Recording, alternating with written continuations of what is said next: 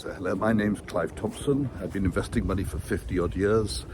I still make a lot of mistakes, but I think I make a few less than I used to. So today I'm going to be talking about how to make money in stocks. So I'm just going to start off with one very simple principle, which is talking about buying value. Of course, there's many other methodologies when you buy stocks. There's buying growth, there's buying momentum, there's buying growth at a reasonable price, there's buying yield. So in this case, I'm just going to talk about value stocks in general and why that can be a good idea. Now, there's some very famous investors who like to buy value stocks. Warren Buffett is one of them. But, you know, there's no harm in buying something below what it's worth. But you also, in general, if you're buying stocks, want to get some growth. And by growth, I mean growth in the sales, growth in the dividends, growth in the earnings. Because if you don't have growth, your stock might be standing still while inflation is eating away at your buying power. So the whole point about buying stocks is to increase your buying power over time. And in my view, as a retired person, you probably want a level of income as well so you can eat. So let's talk about what's a value stock. A value stock is a company which is trading at a relatively low price compared to one of the well-known metrics, such as sales or earnings or dividends or assets. Why is that important? Well, I'm going to describe to you something which is not very well known in the marketplace, and that is what can happen if you buy something cheaply and it increases in value. So let me give you an example. Imagine, we're going to talk about a house as opposed to a business, but we'll move on to how it works in a business in a minute. Imagine I buy a house, it's worth $1 million, and I buy it for $1 million. Now next year, house prices go up by 10%. I'm now 100,000 richer. I've made 10% on my initial investment of $1 million. So far, so good. But what if I could buy that house in viager? If you know what viager is, it's when you buy a house and allow the occupier to continue to live in it for the rest of their life. And therefore you'll be paying a lower price. So typically you'll be buying a house from, let's say, an 80-year-old. You think he might have about 7 years life expectancy, but he might live longer or might live shorter, but you're going to pay half price for it, say. So instead of buying that house for $1 million, I buy that house for $500,000. But it would be worth $1 million with vacant possession. And that vacant possession is going to come when eventually he dies or decides to leave the home. So the question is, what happens if next year we have a 10% inflation in house prices and the value of the house, if it were full value and vacant, goes from 1 million to 1.1 million? Well, if I'd paid $1 million for it, I'd be making 10% profit. But if I paid $500,000, 500,000, the value of that house, the eventual value which is going to be in the distant future when he leaves, has still gone up by 100,000. So how much have I made?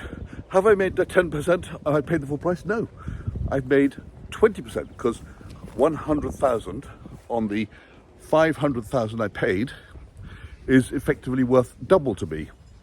Now, I'm going to put that back into the concept of context of shares. If you buy shares in a quoted company and the earnings go up by a certain amount, well, the less you paid for that company, the more that increase in earnings is worth to you as a percentage. So, for example, a company you bought for $100 is worth $100 as well, and it makes an extra $10 of earnings next year. And it's going to pay, let's say, just for illustration purposes, it's going to pay out all of that $10 to you as a dividend. Of course, it might be going to pay it out in donkey's years through capital appreciation, but it doesn't matter. Let's say it's going to pay, you buy it for 100, makes 10% profit, and it pays 10% or $10 to you in dividends. So, great, on your $100 investment, you've made $10. But if you find investment which is worth 100 but trading at 50, and this happens all the time if you look carefully, now you're buying the same stock for 50, but it still increases its earnings by $10 and pays out $10 as dividend. So guess what? Your extra money is not an extra $10, but an extra $20. So when you buy things cheaply, and if there's an increase, and this is very important because it goes the opposite if there's not an increase, if there's an increase, you increase your profit by a higher percentage when you bought something cheap than if you bought it at an expensive price. So just to do that in the other way, suppose you had paid $200 for this company, which is only worth $100, and it increases earnings by 10%, so an extra $10 of earnings, and it pays that out to me as a dividend. Instead of getting an extra $10 or $20 if I paid $50, if I paid $200 for the company and it increases its dividend to $10, I'm only going to be getting $5 of that increase because I paid double what it's worth. So I think my message here is there's value for you in buying a value stock, but you have to buy value with growth to benefit, because if those earnings go in the opposite direction, or let's say it's a dividend and they reduce the dividend, if you bought a value stock, any change in that value has a leveraged effect as well in both directions. So you want to buy a value stock which is going to grow, not shrink. Now let's talk about how we determine value in a little bit more detail.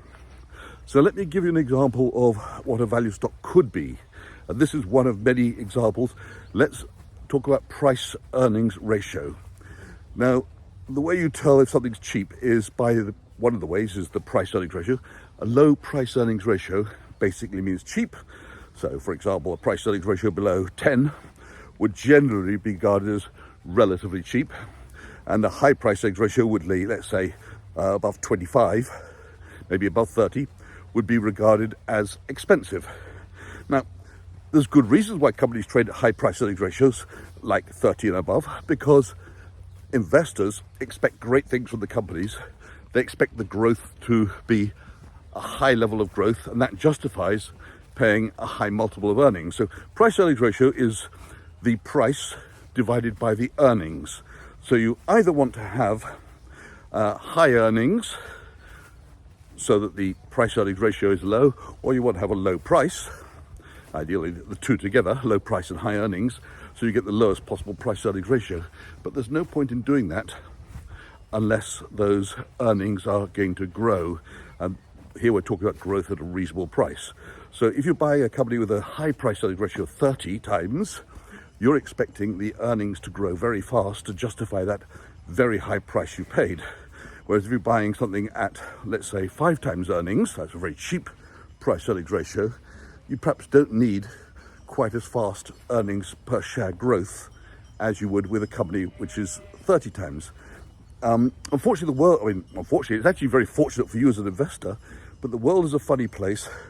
When companies have high growth expectations, very high growth expectations, they'll be trading at very high multiples, and quite often at high multiples, at high price earnings ratios, which are much higher than makes sense. In other words, if you were a businessman trying to buy the whole company, would you buy a company where, for example, let's take a price earnings ratio of 100, that's an extreme, you won't ever see something as high as that, I should hope, but let's say you have a PE ratio of 100, would you buy a company where you're going to have to wait 100 years to earn back what you paid for it? Obviously, with growth, it would be a lot less. Likewise, if you could buy a company at a price earnings ratio of 5, then that means you only have to wait 5 years to earn the entire price you paid. So it doesn't really, if you're paying price earnings ratio of 5, it doesn't really matter if the company doesn't grow at all, because you're going to get your money back after 5 years, and then the next few years is going to be plain sailing. So what I suggest is buying a company where you have a little bit of growth, but at a very low multiple. So I like companies generally with price earnings ratios below 5, if you can find them. They're hard to find, and of course it's even harder to find one with some growth at that level. Quite often when you find a company at price earnings ratio of 5 or below, it's indicating that investors have very little confidence that there'll be future growth.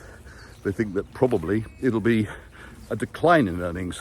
But let's be a bit more aggressive and say we'll look at companies below 15 a price earnings ratio of 15. You'll find plenty of companies with price earnings ratios below 15.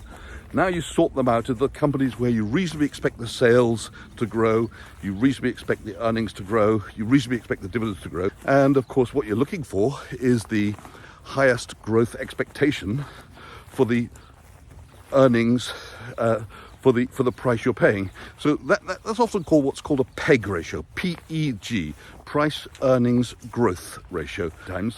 So you take the price divided by the earnings, that gives you a price earnings ratio, and then you divide that result by the expected growth. So let's say you've got a company on a price earnings ratio of 15 times, and the expected growth is, let's say, for simplicity, 15% a year. That's the growth you're expecting in earnings per share. Then your PEG ratio, price earnings growth ratio, is 1. It's 50, your P of 15 divided by the growth of 15% gives you 15 divided by 15 makes 1. A PEG ratio of 1 is a very low PEG ratio. You won't find many companies with a PEG ratio of 1. There are some, they're hard to find, but that's a good value company. Companies with PEG ratios below 2 are still relatively rare to find, and you shouldn't be afraid of buying a company with a PEG ratio of 2, provided you're confident that earnings growth in the future is reasonably reliable. Because, of course, we mustn't forget that when analysts make their projections of future earnings forecasts, they're looking at a best case scenario, or maybe not the best case, they're looking at the forecast scenario, which they've derived from discussions with the management of the company, and they've come to a conclusion that the company will meet all its goals. But the reality is, very few companies in practice don't discover that they have some hurdles during the course of each year. Maybe a key employee leaves, or there's a lawsuit, or there's a product failure, or something goes wrong, and therefore, during the course of the year, will they make the profit expectation that analysts were forecasting? In many cases, no. I mean, of course, there are cases, and they're well documented, that companies exceed the forecasts.